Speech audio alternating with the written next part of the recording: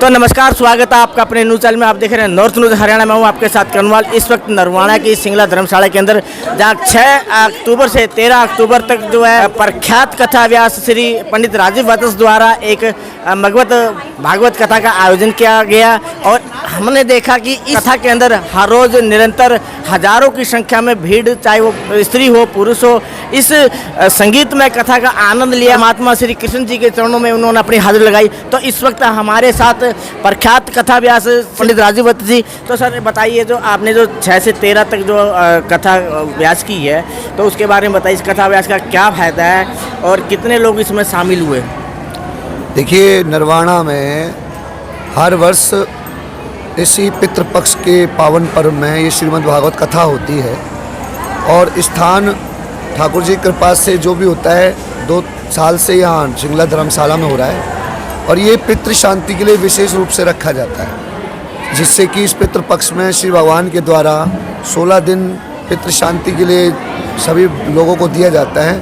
तो जो इस पितृपक्ष में अपने पितरों के निमित्त श्रीमद् भागवत कथा में आते हैं, तो उनके सभी पितरों को सद्गति प्रदान होती है। उसी उपलक्ष्य में ये हर वर्ष की जाती है।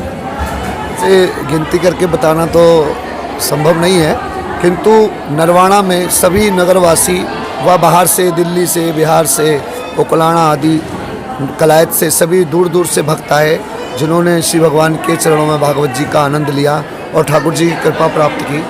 तो एक और है, जो आपने जो अपनी जो समिति का नाम है, आपने मोहन मंडल के नाम से रख दिया, तो इसके विषय में बताइए क्या? देखिए, ऐसा है, हमारे एक मित्र है मोहन जी, उन्हीं के द्वारा ये सभी लोग एकत्रित किए गए।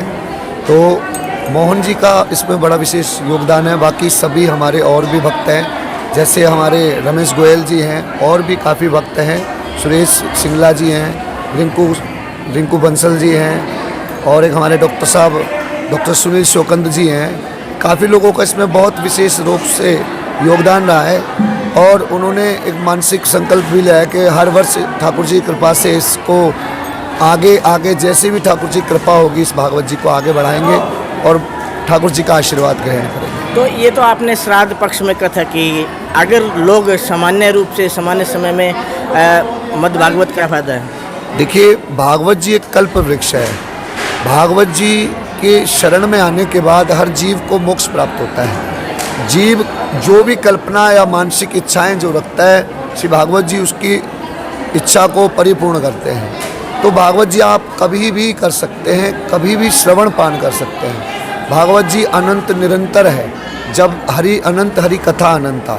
तो जब इच्छा हो, जब भी आप भागवत को श्रवण कर सकते हैं। और भागवत जी एक ऐसा सार है कि भागवत जी को जो व्यक्ति अपने जीवन में उतार ले, उसका जीवन धन्य हो जाता है और उसको जीना सुगम हो जाता है। वैसे तो जीना और मरण तो प्रारब्ध है, किंतु जो भागवत जी में आ जाता है, उसका मरण भी सुधर जाता है।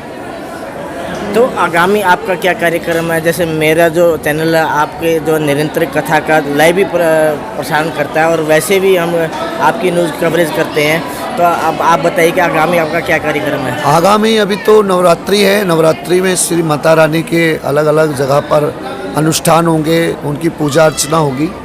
और आगे नवंबर में भी कथा है टीक ग्राम में। जल्दी ही उनकी डेट जो तारीख निश्चित हो जाएगी। और दिसंबर में उकलाना मंडी में भागवत है। निरंतर भागवत तो चलती रहती हैं। और अभी तो नवरात्रि का माता के पर्व हैं, तो उसको विशेष रूप से भजनों के माध्यम से, जागरण के माध्यम से मनाया जा रहा है। तो हम भी उसमें भाग लेंगे कहीं ना कहीं। तो ठाकुर जी राधा रानी की कृपा से जैसा चलता है ऐसे ही रहेगा। अभी जिन श्रद्धालुओं ने मद् भागवत कथा सुनी है 6 से 13 तक, उनको और हमारे जो दर्शक जुड़ेंगे, उनको क्या संदेश देना चाहेंगे?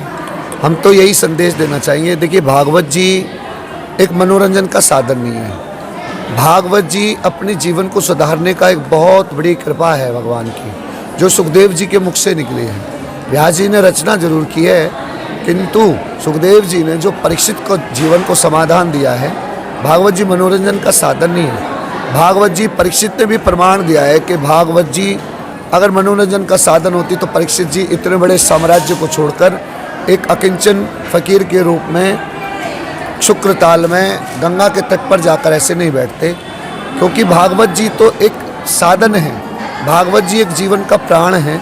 भागवत जी से जीवन को, मरण को, जीवन को सुधारा जा सकता है। इसलिए भागवत जी का एक ही संदेश है कि आप भगवान की चर्चा में निरंतर, भगवान की साधना में, भगवान के मनन करने में सदा सदा लगे रहें और अपने जीवन को यापन करके भगवान की शरण प्राप्त करें। भागवत जी यही प्रमाण देते हैं। तो ये थे हमारे साथ प्रख्यात कथा व्यास पंडित राजीव वत्सी, जिनका कहना है कि जो भागवत कथा है वो एक कल्प वृक्ष है और इनका विशेष संदेश ये है कि हर प्राणी को, हर श्रद्धालु को श्री कृष्ण जी महाराज की भक्तिमय हो जाना चाहिए ताकि उनका जीवन उज्जवल व भविष्य स्वर्णमय हो जाए। तो नॉर्थ न्यूज़ हरियाणा के लिए कर्नवाल की रिपोर्ट।